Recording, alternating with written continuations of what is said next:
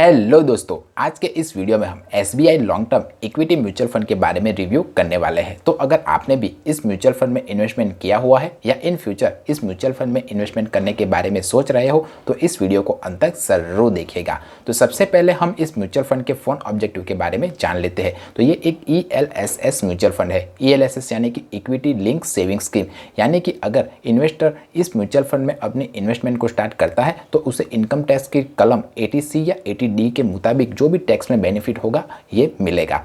पर इस mutual fund में इन्वेस्ट करने का एक क्राइटेरिया है। अगर आप इस म्यूचुअल फंड में अपनी इन्वेस्टमेंट को स्टार्ट करते हो तो 3 सालों का लॉकिंग पीरियड इस म्यूचुअल फंड में रहेगा। आप 3 सालों तक अपने निवेश हुए पैसे को निकाल नहीं पाओगे। अब हम इस म्यूचुअल फंड के 5 रिटर्न्स के बारे में जानें तो इसने 1 साल में 6.4% का, 3 साल में 21.7% का, 5 साल में 11.5% का और ऑल ओवर 14.1% का रिटर्न्स अपने इन्वेस्टरों को लाकर दिया हुआ है। इसने अपने कैटेगरी एवरेज को 3 साल में बीट किया हुआ है। तो अगर आप इस तरह के म्यूचुअल फंड में अपनी इन्वेस्टमेंट को स्टार्ट करते हो तो लॉन्ग टर्म के लिए इन्वेस्टमेंट कीजिएगा। लॉन्ग टर्म से मेरा मतलब है 5 साल या उससे ज़्यादा के लिए, तभी कंपाउंडिंग इंटरेस्ट का इफेक्ट आपको अपने निवेश किए हुए मनी पर देखने को मिलेगा। अब हम इस म्यूचुअल फंड के कुछ बेसिक डिटेल्स के बारे में जानें तो इसका एक्सपेंस रेशियो 1.77% है, जो मेरे हिसाब से काफ़ी ज़्यादा है। अब जिसे नहीं पता कि एक्सपेंस रेशियो किसे कहते हैं, तो जो एसेट मैनेजमेंट कंपनियाँ होती है वो अपने पैसे को मैनेज करने के लिए हमेशा फीस चार्ज करती है और उसी फीस को वो एक्सपेंस रेशियो के तौर पर हमें बताती है। तो जितना ज़्यादा एक्सपेंस रेशियो होगा उतना ही कम इन्वेस्टरों को प्रॉफिट होगा। इस म्यूचुअल फंड का एग्जिट लॉस 0% है और ऐसा क्यों? क्योंकि इस म्यूचुअल फंड में 3 साल का लॉकिंग पीरियड पहले से ही अवेलेबल है। इसका AUM 10,746 करोड़ रुपीज़ है, यानी कि इस हिसाब से देखें तो ये एक अच्छा खासा बड़ा म्यूचुअल फंड है। ये mutual fund benchmark S&P BSE 500 try को फॉलो करता है और अगर आप इस म्यूचुअल फंड में अपनी इन्वेस्टमेंट को स्टार्ट करना चाहते हो तो मिनिमम SIP 500 रुपीज़ और लमसम अमाउंट 500 से स्टार्ट कर सकते हो। अगर ये मेरा वीडियो आपको इन्फॉर्मेटिव लग रहा है तो इस वीडियो को लाइक कीजिएगा ताकि दूसरे लोगों तक भी ऐसे इन्फॉर्मेटिव कंटेंट पहुँच पाइए।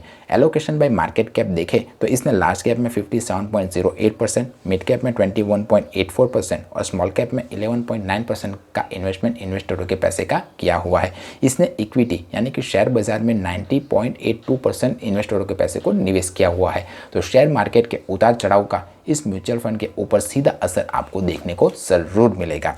टॉप स्टॉक होल्डिंग कंपनियां देखें तो इसने ICICI bank, Reliance industry, L&T और SBI जैसी अच्छी कंपनियों में इन्वेस्टरों के पैसे को निवेश किया हुआ है। एलोकेशन बाय सेक्टर देखें तो इसने financial sector, energy sector, technology and capital and goods sector में इन्वेस्टरों के पैसे को निवेश किया हुआ है। रिस्कोमीटर में आप देख ही सकते हो कि अगर आप इस म्यूचुअल फंड में अपनी इन्वेस्टमेंट को स्टार्ट करते हो तो ये एक हाई रिस्क की म्यूचुअल फंड है और ऐसा क्यों? क्योंकि इसने इन्वेस्टरों के ज़्यादातर पैसे को इक्विटी यानी कि शेयर बाजार में निवेश किया हुआ है। इसका स्टैंडर्ड डेविएशन 20.1 है, जो अपने कैटेगरी एवरेज के स्टैंडर्ड डेविएशन से थोड़ा बेहतर है।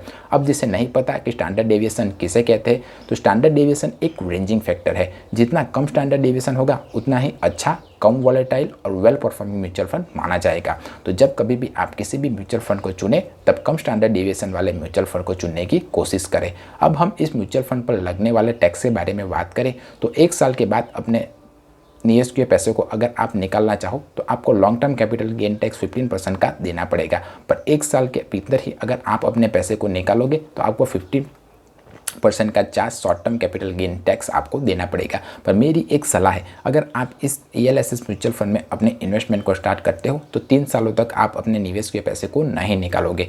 उसी अमाउंट को आप इस म्यूचुअल फंड में निवेश करोगे जिसकी ज़रूरत आपको 3 साल के बाद पड़ेगी, तभी आपको टैक्स में बेनिफिट मिलेगा। अगर आपने भी इस म्यूचुअल फंड में अपने इन्वेस्टमेंट को स्टार्ट किया हुआ है तो मुझे कमेंट करके बताइए कि ये म्यूचुअल फंड आपको कैसा रिटर्न्स लाकर दे रहा है।